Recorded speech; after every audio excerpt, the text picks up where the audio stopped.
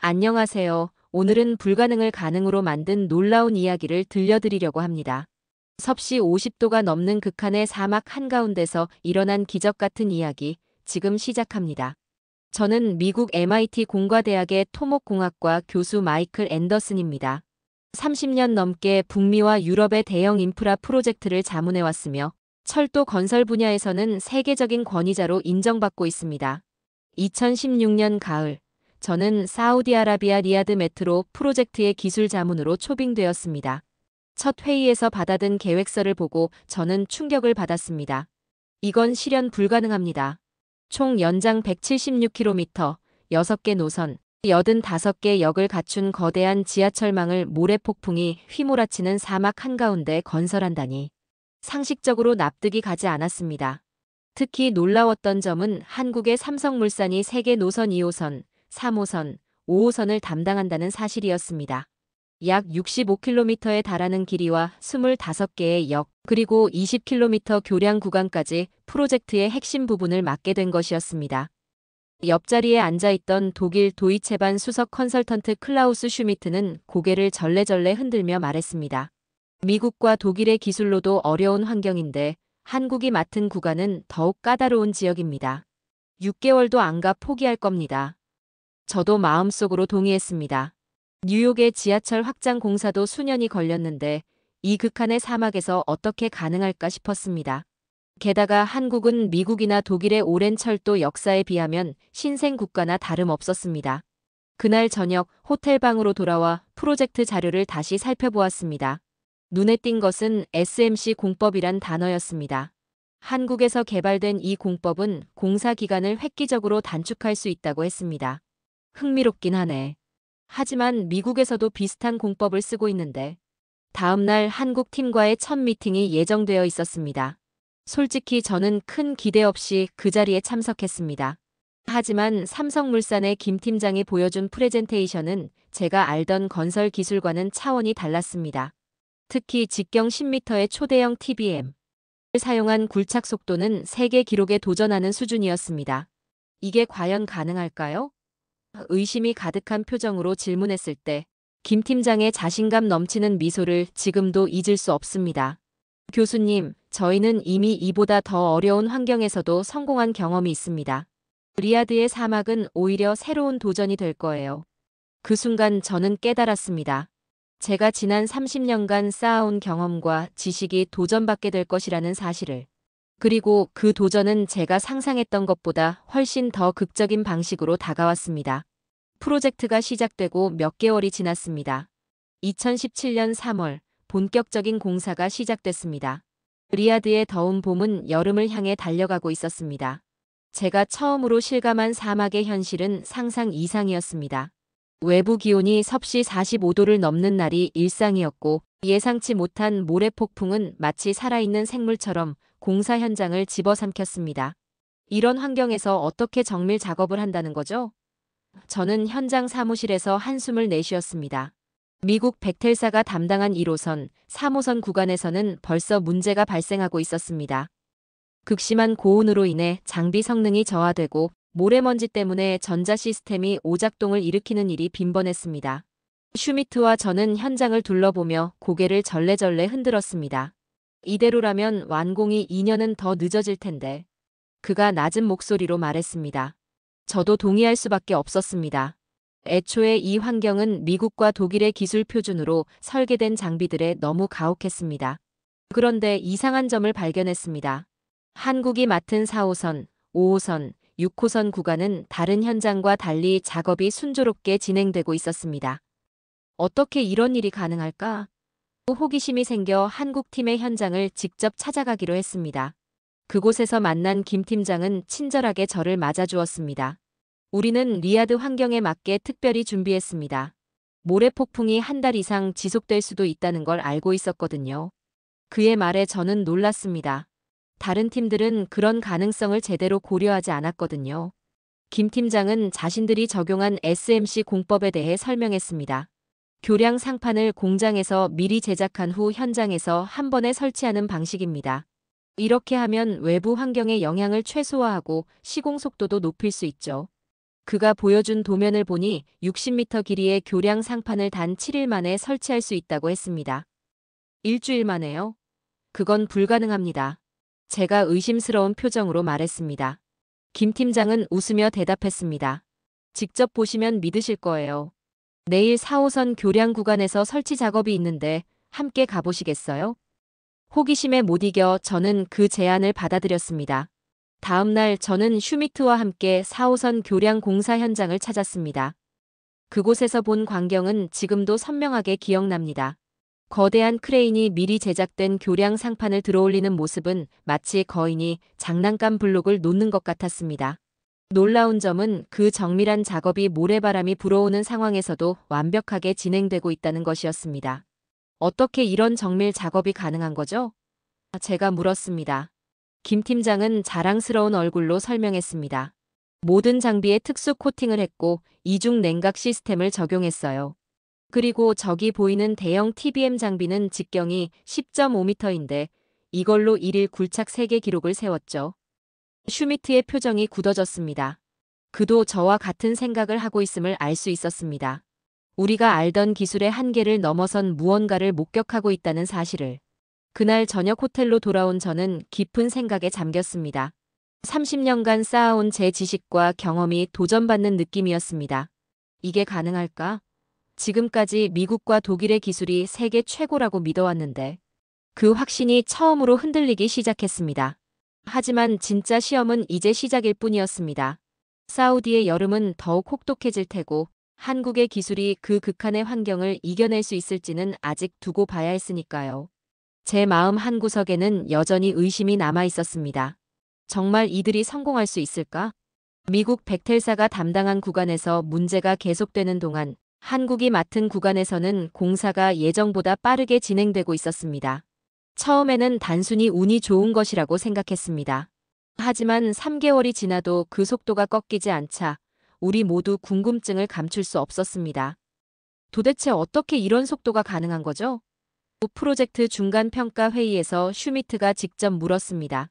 김 팀장은 자랑스러운 얼굴로 대답했습니다. 저희는 이 환경에 맞게 모든 시스템을 처음부터 새로 설계했습니다. 회의실 스크린에 나타난 자료들은 정말 놀라웠습니다. 한국 팀이 적용한 특수 코팅 기술은 장비 표면에 모래가 달라붙는 것을 효과적으로 막아주었고 이중 냉각 시스템은 섭씨 50도가 넘는 극한의 온도에서도 장비가 안정적으로 작동하게 해주었습니다. 이 코팅 기술은 어디서 개발된 건가요? 제가 궁금해서 물었습니다. 저희가 직접 개발했습니다. 열반 사율을 높이고 모래와 먼지 부착을 줄이는 특수 폴리머 화합물이에요. 아랍 원전 건설 당시 개발한 기술을 더 발전시켰죠. 김 팀장의 대답에 회의실은 잠시 조용해졌습니다. 슈미트가 작은 목소리로 제게 속삭였습니다. 우리도 비슷한 기술을 연구 중이지만 아직 실용화 단계는 아니에요. 저는 고개를 끄덕였습니다. 미국에서는 아직 연구 단계인 기술을 한국은 이미 현장에 적용하고 있었으니까요. 그날 오후 저는 4호선 터널 공사 현장을 방문했습니다. 그곳에서 본 광경은 더욱 충격적이었습니다. 직경 10.5m의 거대한 TBM 장비가 모래 지반을 뚫고 나아가는 모습은 마치 공상과학 영화의 한 장면 같았습니다. 오늘은 특별한 날입니다. 김 팀장이 자랑스럽게 말했습니다. 우리 TBM이 하루 굴착량 세계 기록에 도전하는 날이거든요. 세계 기록이요? 저는 의아했습니다.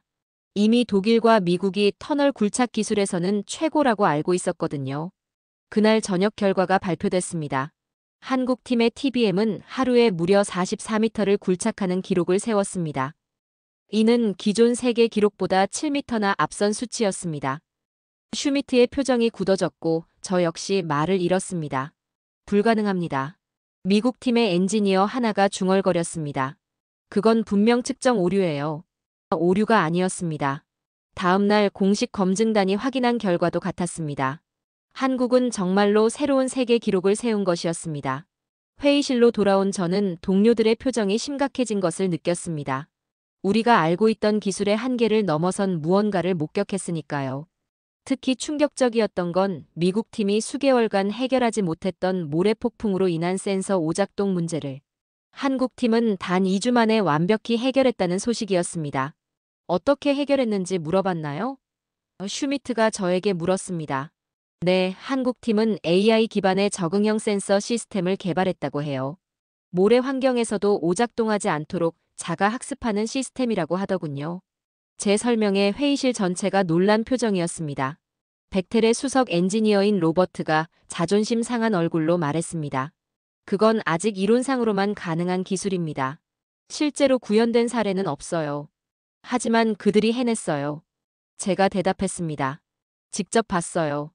모래 폭풍이 불어도 센서가 정확하게 작동하는 걸요. 그날 밤 호텔 방으로 돌아온 저는 깊은 생각에 잠겼습니다.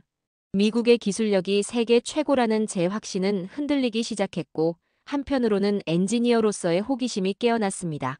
벡텔 본사에서 위기 대책 회의가 소집되었다는 소식이 저를 깜짝 놀라게 했습니다. 미국 샌프란시스코에서 고위 경영진들이 긴급하게 리야드로 날아왔다는 이야기였습니다. 프로젝트가 시작된 지 10개월, 미국 구간의 공정률은 계획보다 18% 뒤처진 상태였습니다. 반면 한국이 맡은 구간은 이미 계획보다 10% 앞서가고 있었습니다. 회의실에 들어서자마자 긴장된 공기가 느껴졌습니다. 벡텔의 수석 부사장인 존 하퍼가 심각한 표정으로 앉아 있었습니다. 상황이 생각보다 더 심각합니다. 지난주 왕세자가 직접 현장을 방문했어요. 하퍼의 말에 회의실이 술렁거렸습니다. 왕세자가 직접 나섰다는 건 프로젝트가 사우디 정부의 최우선 관심사라는 의미였습니다. 왕세자가 뭐라고 했나요? 제가 조심스럽게 물었습니다. 우리 구간보다 한국 구간을 더 오래 둘러보셨답니다. 하퍼가 한숨을 내쉬며 말했습니다. 그리고 한국의 기술력에 감탄했다고 하더군요. 특히 TBM 굴착 속도와 그들의 AI 센서 시스템에 큰 관심을 보이셨어요. 회의실은 무거운 침묵에 빠졌습니다. 미국의 기술력이 최고라는 자부심이 무너지는 순간이었습니다. 앤더슨 교수님, 한국팀과 접촉해서 그들의 기술을 분석해 보세요. 하퍼가 제게 지시했습니다. 필요하다면 협력도 검토해 봅시다. 협력이요? 로버트가 놀란 목소리로 끼어들었습니다. 우리가 한국에게 배운다고요? 그건 말도 안 돼요. 그 순간 제 입에서 대답이 튀어나왔습니다. 왜 안 된다고 생각하죠? 직접 본 결과 그들의 기술은 우리가 생각했던 것보다 훨씬 앞서 있어요. 배울 게 있다면 배워야죠. 회의가 끝난 후 하퍼가 저를 따로 불렀습니다. 사실 더 급한 문제가 있어요. 사우디 정부가 프로젝트 재조정을 검토 중이라는 소식이 들려왔거든요. 재조정이요? 심장이 쿵 내려앉는 기분이었습니다. 네, 성과가 좋은 팀에게 더 많은 구간을 맡기는 방안을 고려하고 있다고 해요. 다시 말해 우리 구간의 일부가 한국으로 넘어갈 수도 있다는 거죠. 그 말을 들은 저는 충격에 빠졌습니다. 미국의 자존심이 걸린 문제였으니까요. 그날 밤 저는 결단을 내렸습니다. 다음 날 아침 일찍 한국팀의 김 팀장을 만나기로 했습니다. 김 팀장과의 만남은 생각보다 편안했습니다. 그는 제 방문 목적을 이미 짐작하고 있는 듯 했습니다. 협력을 논의하러 오셨군요. 그가 미소 지으며 말했습니다. 어떻게 아셨죠? 제가 놀라서 물었습니다. 이런 프로젝트에서 경쟁보다 협력이 더 중요하다는 걸 알고 계실 테니까요. 그가 대답했습니다. 솔직히 우리도 미국의 선진 설계 기술에서 배울 점이 많습니다. 예상치 못한 그의 솔직함에 저는 마음이 열렸습니다. 우리는 3시간 넘게 각자의 기술과 도전 과제에 대해 허심탄회하게 이야기했습니다. 김 팀장은 심지어 그들의 특수 코팅 기술 도면까지 보여주었습니다. 이걸 저희와 공유해도 괜찮을까요? 제가 조심스럽게 물었습니다. 물론이죠. 이 프로젝트는 어느 한 나라의 성공이 아니라 인류의 성공이 되어야 한다고 생각합니다. 그의 대답에 제 마음은 더욱 무거워졌습니다. 우리는 그동안 기술을 독점적 자산으로만 여겼는데 한국은 공유와 협력을 중시하고 있었으니까요. 그날 오후 왕세자가 참석한 가운데 긴급 프로젝트 회의가 열렸습니다. 모든 컨소시엄 대표들이 모인 자리였습니다. 왕세자는 직접 발표했습니다. 프로젝트의 성공적 완수를 위해 각국의 장점을 살릴 수 있는 협력 체계를 구축하겠습니다. 특히 한국의 기술력은 모든 구간에 적용하고자 합니다. 회의장은 술렁거렸습니다. 슈미트는 얼굴이 하얗게 변했고 하퍼는 펜을 꽉 쥔 채 굳어 있었습니다. 우리는 이제 한국으로부터 배워야 합니다. 왕세자의 이 한마디에 미국의 자존심은 완전히 무너졌습니다. 회의가 끝난 후 저는 김 팀장과 다시 마주쳤습니다. 축하합니다. 이제 프로젝트의 주도권을 얻으셨네요. 아닙니다, 교수님. 그가 진지하게 말했습니다. 이건 경쟁이 아니라 협력입니다. 우리의 기술과 미국의 경험이 만나면 더 나은 결과를 만들 수 있을 거예요.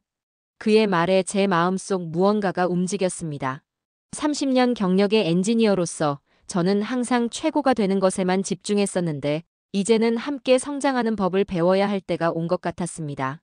호텔로 돌아가는 차 안에서 창밖을 내다보며 생각했습니다. 이건 단순한 프로젝트가 아니야. 세계 기술의 패러다임이 바뀌는 순간이구나. 리야드의 노을이 지는 사막 풍경이 한없이 넓게 펼쳐지고 그 위로 새로운 지평선이 모습을 드러내는 것 같았습니다. 왕세자의 결정 이후 리야드 메트로 현장은 완전히 다른 분위기로 변했습니다.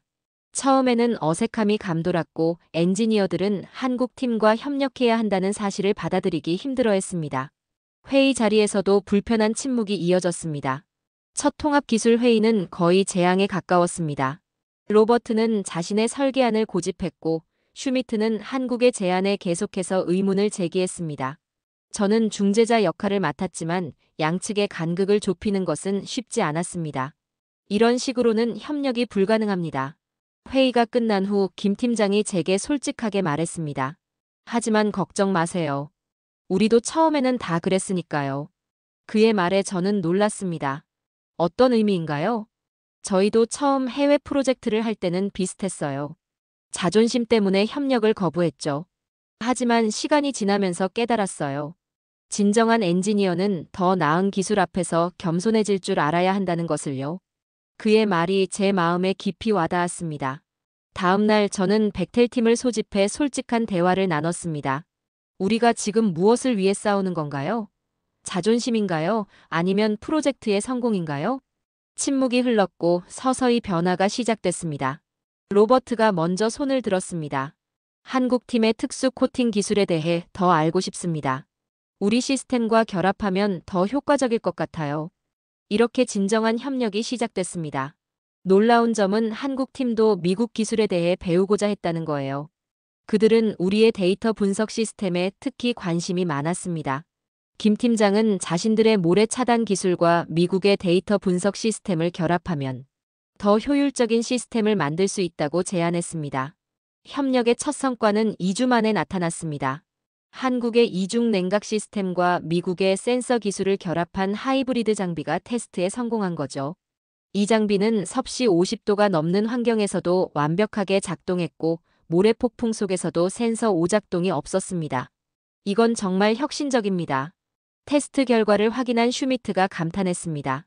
그의 표정에서 더 이상 의심이나 불만을 찾아볼 수 없었습니다. 한 달 뒤 우리는 더 큰 도전에 직면했습니다.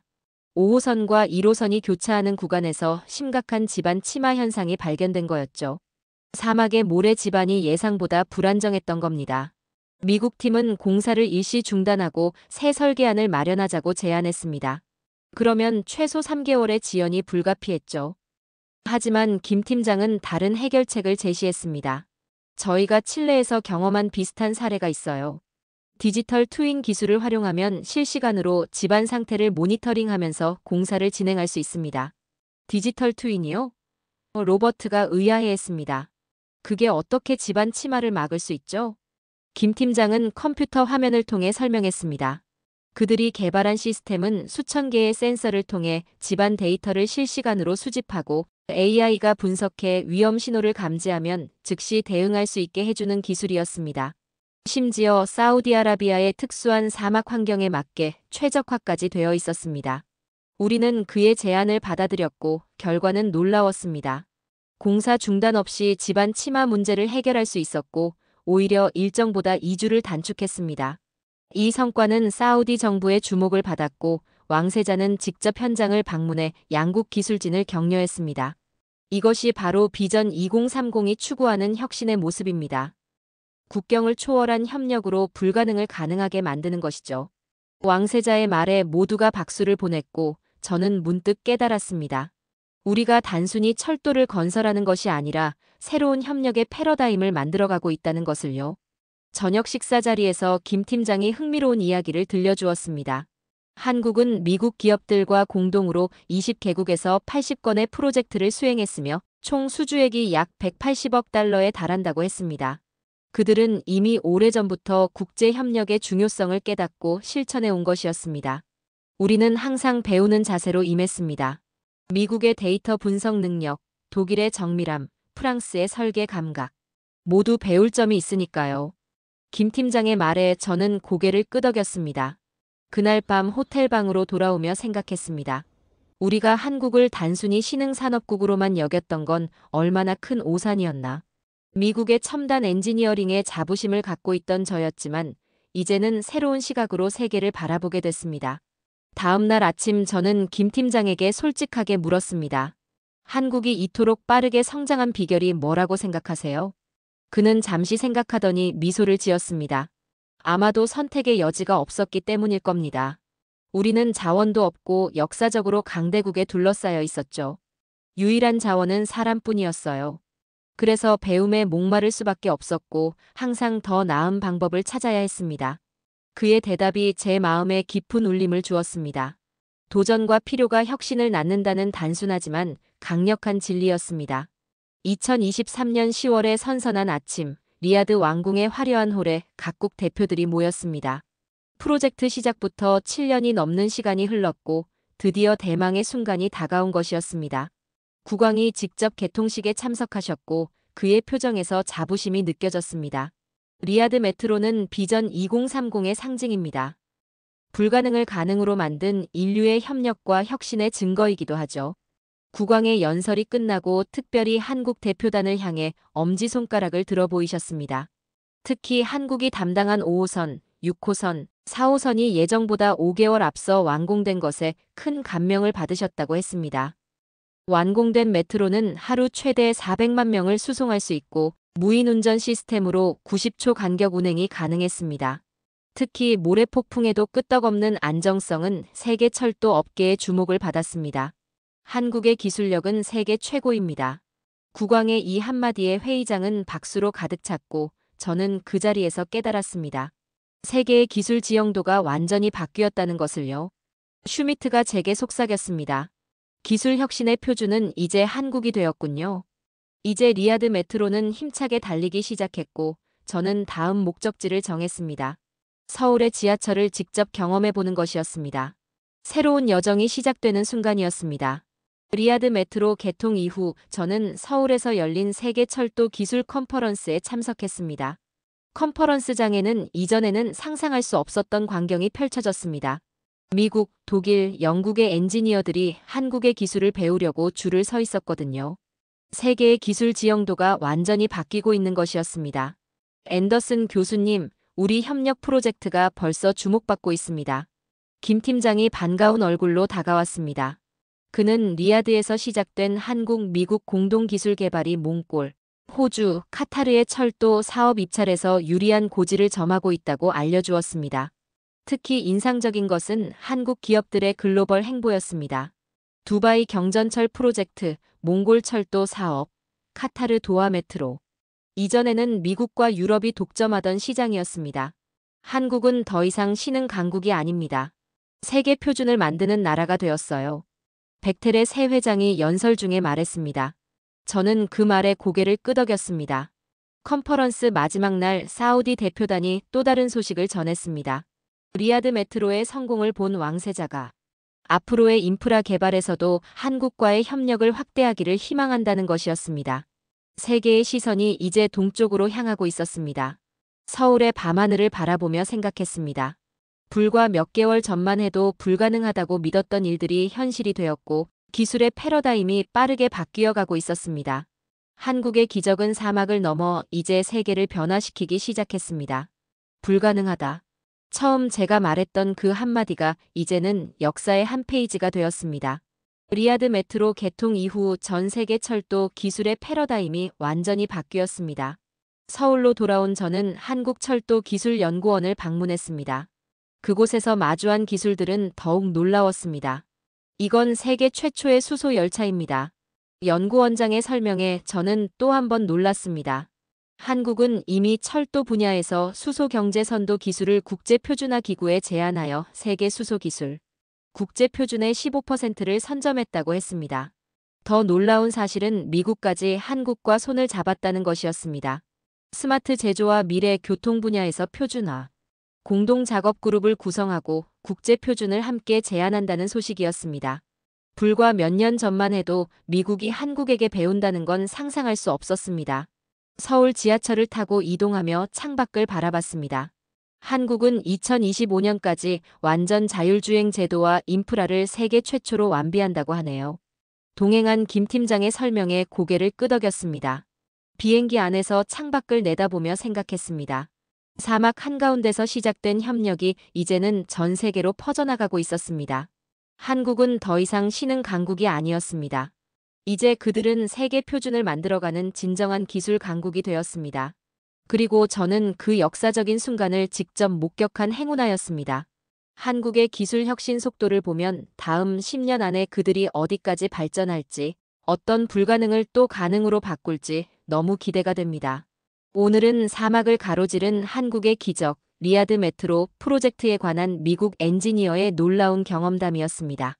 이 이야기는 한국 철도 기술의 혁신성과 세계적 경쟁력을 다시 한번 보여주었습니다. 불가능하다고 여겨졌던 사막 한복판의 지하철 건설을 한국의 기술력으로 해낸 대단한 성과입니다. 여러분의 소중한 의견과 생각을 언제나 기다리고 있습니다. 다음 영상에서는 더 흥미롭고 놀라운 이야기로 찾아뵐게요. 영상이 마음에 드셨다면 구독과 좋아요, 알림 설정까지 부탁드려요. 여러분의 관심이 큰 힘이 됩니다. 시청해주셔서 진심으로 감사드리며 오늘도 알차고 행복한 하루 되시길 바랍니다.